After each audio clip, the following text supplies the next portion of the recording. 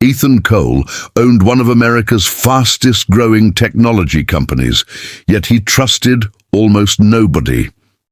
One rainy evening in Chicago, he watched from his penthouse office as employees hurried through the lobby.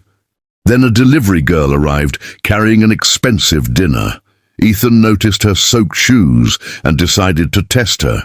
Her name was Maya Bennett, 26, and she worked a delivery job while caring for her younger brother. She wore a faded blue jacket, carried an old insulated bag, and apologized for being 3 minutes late. Ethan expected excuses, but Maya simply explained the traffic and handed him his protected order. Ethan had arranged the situation deliberately. He wanted to discover whether people treated others differently when they believed nobody important was watching. Earlier, he had instructed his assistant to accidentally drop a sealed envelope containing $5,000 near the lobby entrance. Then he waited behind a glass wall silently. Maya noticed the envelope immediately. She picked it up, checked the name written across the front, and looked around. Ethan watched closely. Instead of opening it, Maya walked toward reception and asked whether anyone had reported missing money. The receptionist said no, so Maya placed the envelope beside her bag. Ethan felt surprised, but continued his test. He stepped downstairs, wearing an ordinary maintenance uniform, and pretended to be a building worker. He approached Maya and claimed the envelope belonged to him. Maya politely asked him to identify what was inside before she could return it to him safely. The question impressed Ethan. He had expected her to surrender immediately, especially because he looked like an employee. Instead, Maya remained calm and respectful. Ethan described the envelope incorrectly, and Maya refused to hand it over. She said honesty meant protecting someone's property, even when nobody could reward her afterward. Ethan finally admitted that the envelope was part of a test. Maya's expression changed immediately. She wasn't flattered. She was angry. She explained that struggling people were not experiments for wealthy executives. Ethan listened quietly as she told him that dignity mattered more than $5,000 or a powerful approval. Maya prepared to leave, but Ethan stopped her and apologized. He asked why she had refused the money when she clearly needed it.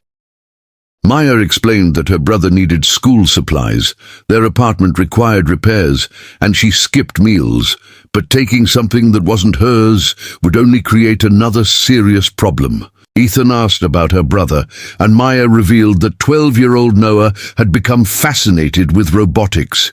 She wanted him to attend a better school, but couldn't afford the programs.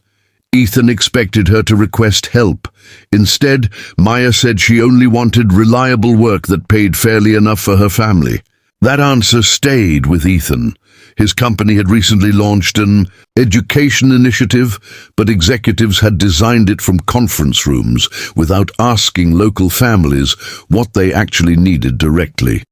Maya described practical problems Ethan had never considered, including transportation, application fees, uniforms, and parents missing work to attend school meetings. The next morning, Ethan invited Maya to his corporate headquarters for a formal interview. She arrived nervous and uncertain, but fully determined. Ethan offered her an administrative position with a generous salary. Maya hesitated and asked whether the job was genuinely available or simply another reward for passing his unusual test. Ethan admitted he deserved that question.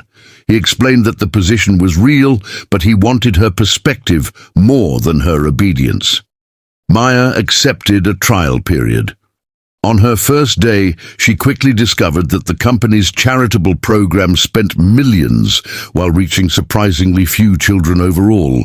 Maya spent weeks interviewing families, teachers, drivers, and community workers. She discovered that many students qualified for assistance but could not navigate complicated forms. Others lived close to good programs but had no transportation. Maya proposed mobile enrollment centers that could visit neighborhoods instead of forcing families to travel downtown. Some executives dismissed her proposal as unnecessary. Ethan asked Maya to present her evidence. She arrived with charts, interviews, and stories from families who had been ignored. Her presentation was direct and emotional. She didn't attack anyone. She simply showed how wealthy organizations could waste money without understanding everyday realities. Ethan approved a pilot program immediately. Within 3 months, mobile enrollment teams reached thousands of families. Applications increased dramatically, transportation partnerships expanded, and hundreds of children received educational support. Maya quickly became the program's director, though she still occasionally delivered meals because she wanted to remember where her journey began. One evening, Ethan visited a neighborhood center without announcing himself. He saw Maya helping parents complete forms, while Noah demonstrated a small robot nearby. Ethan realized his test had taught him something unexpected. Maya had never needed his approval. She had needed someone powerful enough to finally listen to them. Ethan eventually told Maya that the test had changed his entire life.